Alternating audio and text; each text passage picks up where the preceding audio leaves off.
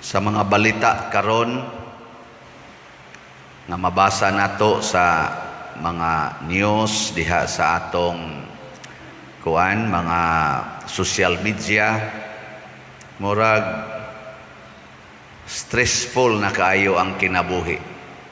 Daghang nawagtangag trabaho sa Ukraine ug sa Russia, tensyonado kayo, mga krisis kaning pagsaka sa oil prices, mga prices sa prime commodities nga atong ikinahanglan, kini pang siging away, siging dinumtanay, ni apagid ning virus, sige pagyod. Kapoy no? Ang saman, wa mo kapuya. Kapoy.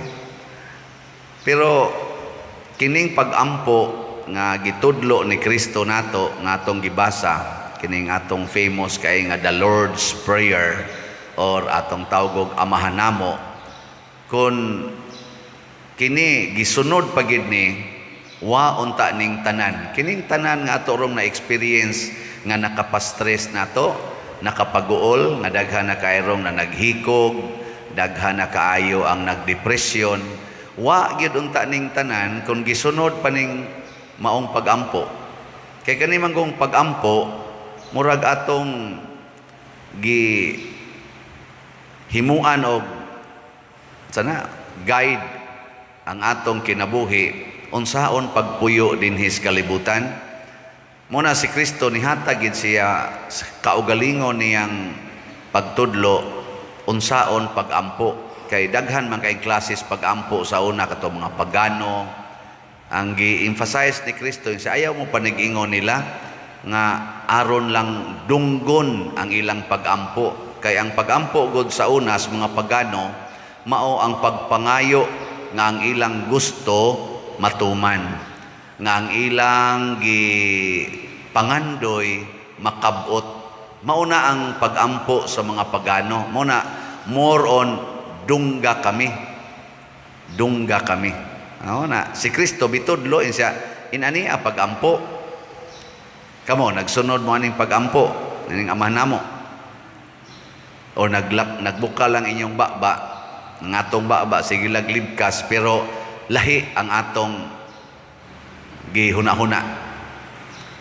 Ang Amahan namo nga gitudlo ni Kristo or Lord's Prayer, gasintro gyud nga ang una day natong ilhon mao ang atong amahan tuas langit.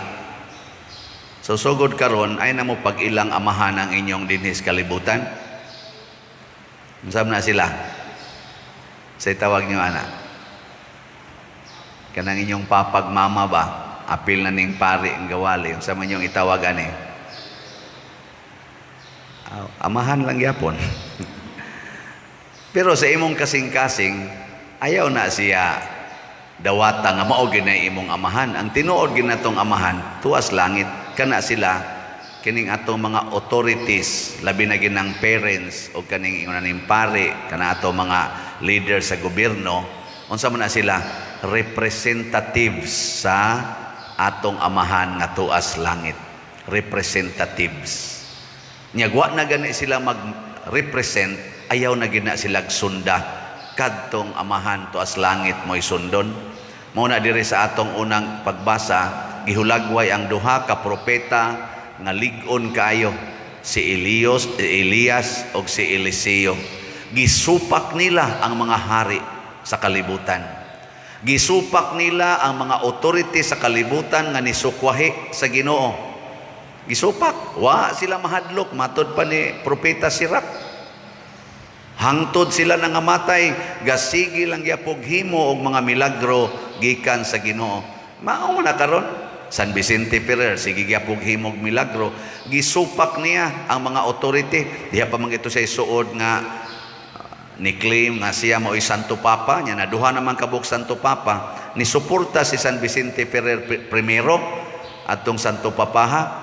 Pero sa dihang nakaamgo siya nga ang Ginoo wa day magpili aning Santo Papaha, iya jung giingnan hunong na nang imong pag-claim nga Santo Papa kay pakighiusa dito sa Roma. Ano bang unsa may nias kalibutan karon nga angay natong supakon nga gitudlo sa atong mga leaders kana gyung maghimutag gingharian dinhi sa kalibutan. Uso na kay naron nga ako ning gingharian, ako ning property, ako ning poder. No trespassing. Trespass gani ka gubat kita. Mao na ron gubat diha sa Ukraine. Simple ra gud kay nagod. Pareha ra gud na aning atong common nga mga kaso dinhi ilog sa utlanan siyuta. Wa din nakinihaay dinhi. Manimbar ba mo usahay? Nya kinihaay, mag-atbang pa, nya pulos na gampo ginuoy taon. Mudaog ta kuskaso. Mapildi unta ng animal na dihang galuhod-luhod. Matarong ka na, malipay kang atong amahan na. Wow na, di ta maghimog gingharian dinhi. Unsa man, ang gingharian sa Dios atong gipangandoy, ang gingharian sa atong amahan, maoontay ni adinhi. Dili kay kita maghimog gingharian, maapil unta tas gingharian sa atong amahan. Ug unsa man ning gingharian sa atong amahan, nga langit nun, naa diha ang pipila ka mga kuan, naa diha ang gingharian sa pagpasayloay, gingharian sa paghigugmaay. Mo na ang gi-emphasize din higyod, pasayloa gyud ang nakasala nimo aron pasayloon sa kadidtos amahan. Tanawa ra gud na kanang muhuman kanang magpasayloay ba? Tanawa kana si saningan nang leader sa Ukraine, Zelensky o kana si Putin sa Russia. Tanawag magpasayloay na sila, magsabot-sabot na sila. Pagkanindota mo pakpak mo ng tibuok kalibutan, mawagtang ning atong mga stress. Di ba? Ano man sad mo muuyon, di san mo ka wa mo kasuway kanang magpasayloay para gud nang bana og asawa mag-away, way tingganay mga usak simana. Tanawag magpasayloay, inigingos ba na, sorry kay day, ikalima pa man sa ning kabit nako, sorry gyud kaayo. Ana, saon man gyud, huyang man gyud ko nya. Moingon sa nimong asawa, sakit man tuodong, pero bana man gyud ka, nya ako man gyud nang tulubagon ang paghigugma nimo, okay na, pasaylo na tika. Tanawa, di ba? Awa mo ka imagine? Dugay kay mo katugoy. Magsige mo tabi. No. Nindot kayo ang kasing-kasing ba? Bukal-bukal sa kalipay. Anong mura mo di mo yun? Wa mo kay bao sa gahom anang pagpasaylo? Unsa ihatag sa anang pagpasaylo? Kalinaw. Wag tang natanan nimong stress. Anang forgiveness. Mabita nang nalipay ko na ako nakita social media nga naay atong gitahitulan to si ate og si antay. Kita ang tingalimana no, na si YouTube, si ate og si antay. Si kuan ba, Madam Amy Marcos, nya mura to sila gi-sit up nga naay ni interview or siya ba to ni interview nga antay Marcos nga batan-on nya nangutana dayon usas mga questions. Mo ngayo ba mo sorry nya niingon dayon si Amy.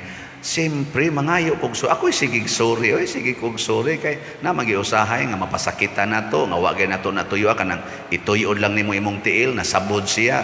Wag ko na nimo tuyuan. Nya, mangayo kag sorry. Kay nasakitan man. Mangayo ko nimo sorry.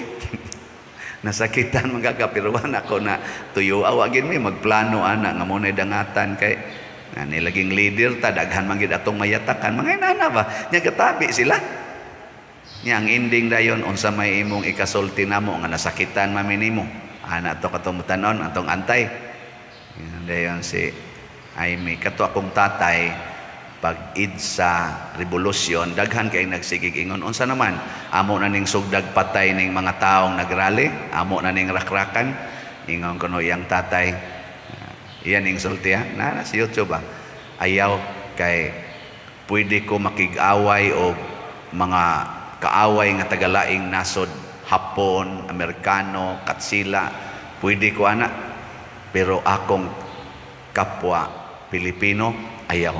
Kita maoy mo biya, kita maoy mo sibat dinhi aron mabugnaw ang ilang hunahuna. Mao tong nanaog sila dito sa Malacañang kuno. aron mabugnaw. Why kwan lisod kaayo na nato sila kontrahon ato ng igsuon.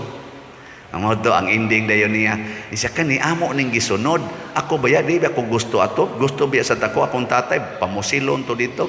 Pero nisunod ko sa among tatay, kay nganuan mo may gisulti, mo nagikan ato wa gyud ko magsigig yaw-yaw, wa gyud mi magyaw-yaw ana siya. Isa mo na ikaw. Ikaw, di na ta mag-away ha? Ay, kung awaya, di sa di ka-awayon, magstorya-storya lang gud ta, aron do na tayo makatunan sa usag-usa.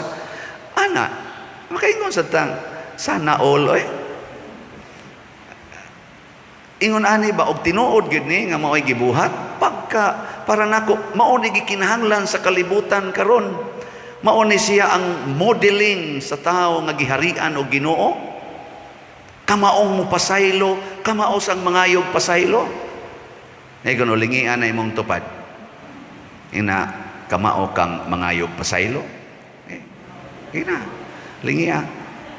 Nga gahi ra ba kay tagnaong usahay, bagtok kay tag mga naong.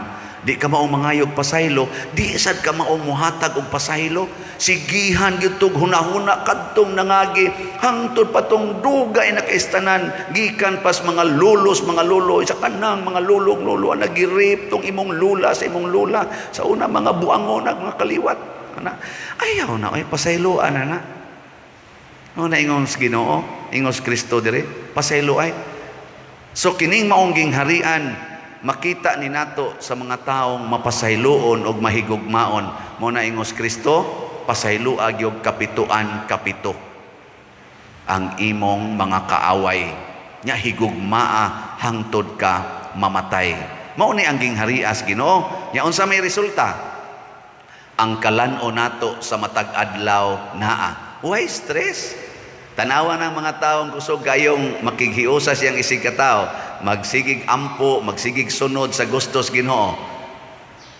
makabsan bagos pagkaon di oy di sad maputos sa utang kadtong nagfamine og 3 ka tuig kapin si propeta Elias ang biyuda nga hapit wa nay pagkaon iyang gipangayo ag pagkaon unya kay nisunod man siya nga mao man kani gustos Ginoong pakanon ti ka ang biyuda hangtod niabot pila usa ka tuig patukapin naagid siya harina ug lana wa mahurot nganuman gisuplayan sa Ginoo mo na ang kalan-on namo sa matag adlaw apil na ning mga kalan-on sa atong lawas kalag ug atong huna-huna kay daghan kay karon giuhaw na ang mga kalag ang huna-huna stress na kaayo kay wa nay pagkaon kan abang mga gitawag na tog mga jusnon nga mga huna-huna nawa na pulos na lang mga evil thoughts mga sa Tagalog pa mga masasamang isip di ba lingi ako no na imong tupad ko no be lingi ba unsa imong mahuna-hunaan ikakita nimo siyang now masama o mabuti kamo mo Tagalog karon iniguli ninyo sa inyo inigtan-aw nimo atong tuarong nahibilin sa inyong balay unsay imong tan-aw sa mga naong ato masama o mabuti maayo di iniglingi nyo sa inyong silingan labi nagsigig tabi kay murag ikagigilibak unsa may imong makita masama mabuti bahala mo diya kung saan na yung naon-naon basta kung natay Ginoo pirmi gina nga nindot ang atong hunahuna unya katapusan kining atong amahan iya tang ilikay basta maghari na siya nato ilikay taniya sa yawa sa dautan dili kita mo imulikay sa dautan ilikay taniya sa dautan ug unsaon man taniya paglikay kanang kamaunatang mohigugma sa dautan love your enemies the greatest protection sa atong kinabuhi against enemies is love. Higugmaan ang imong kaaway. Di ba inig-abot sa panahon nga mahimo na nimong higala, imo na nang nabuntog ang iyang pagkakaaway. Dili ning armas. Dili ning himo aning mga armas nga purting mga mahala, mga missile, mga eroplano, mga barkong igugubat, mga anti-missile. mga guba tani, mga guba tani. Ang pagbuntog sa kaaway, gugma. Saban, ganahan mo mo gamit? Wa gini gasto. Kanang usa ka bala, kanang usa ka missile nga pasano na nila nya ibala dito nya mulupa dayon ngadto, tagpila ka na ka milyon ng usana. Labi nang dagko kayo, nya sugaton sa atong anti-missile gikas Ukraine, nya mga igo in town ang missile, maigo ang eroplano, kana usa ka eroplano galupad-lupad, pila kay presyo ana. Igon lang usa ka missile, dive sa dayon ngadto, patay hastang pilot. Di ba? Perti nilang himo ana. Pero di na maoy pagbuntog og kaaway. Unsa may maayo? Kanang imong gigasto ana, may pag-ipalit nimong slot. May pag-imong i-donate sa mga way kaon nimong silingan. May pag-imong patambalan kadto mga taong wa na gitaw ikapatambal. Kana buntog gid ang imong kaaway ana. Kay tinuod na tong kaaway mao ang yawa. Ang yawa muguba sa kalibutan kay hinimo manis Ginoo, muguba sa atong relasyon, muguba sa atong kaugmaon. Mauna ang yawa. Ang atong amahan nga langitnon magtudlo nato, buntuga pinaagi sa inyong paghigugmaay. Kay kung maghigugmaay na ta, magtinabangay, mawagtang ginang yawa. Di ang yawa makapuyo sa mga tao nga naghigugmaay. Mawutang na pamilya mo ingon ako, Father, ikuan bi sa tawagan na kanang blessingi among balay kay nanagid mi daghang eng mahibudngan Father. Di dayon ko mo blessing oy. Ako din pangutan-on naghigugmaay mo dinhi. Wa mo magsigtan-aw ng cellphone, nagrosaryo mo. Isip pamilya, nagpasayloay mo. Wa mo magsigig away, wa mo mag-isipay. Ana ba? Kay naa gani mo ana na ang yawa mo tambok og maayo ganahan kay nang yawa ng kinusmuray snaong kanang sininghagay kana bang mga bugat og tingog ba ikaw dito kamu ba nga animal kay mo da kamu da ana kana ganahan kay yawa na mo tambok siya na pero kana magsiyon I love you dong kauna ay ang yawa na magkuan magpangutkot animal higugma na sila ni ana sulsulan nitong banab hubog kayo iniguli trapuhan das asawa sus taon sa kung bana galisod na gitawag bangon yung yawa sus wagid masuko da ana ipahatod dayon to sa yawa o kanang siksik istanan agbay pa imong wan ang GRO ba mo imong hatod inighatod ngon uy day salamat kaayo ha imong gihatod akong bana painit sa diri yung yawa ayay pildi na sad kuan pero mo ka ikaw hatod-hatod ka ng punuwaya ka unsa man kaniya imong ikabit akong bana yung yawa kana mao na kana gyud bugno agi na pero imong higugmaon, imong pasayloon, mangutkot ang yawa. Musibat na sa inyong balay. Maunay saktong exorcism, maunay sakto nga pag-cast out sa mga demonyo, gugma o pagpasayloay. Niya dayon palit daig slat. Ayaw igastoan ang mga butang nga makapanindot sa imong koral, makapanindot sa imong mga gamit diha. Nya dayon mahimo day kang igihan kay istanan porti na nimong dalia masuko ana ayaw di ba imo na ipalit og pagkaon para sa imong silingan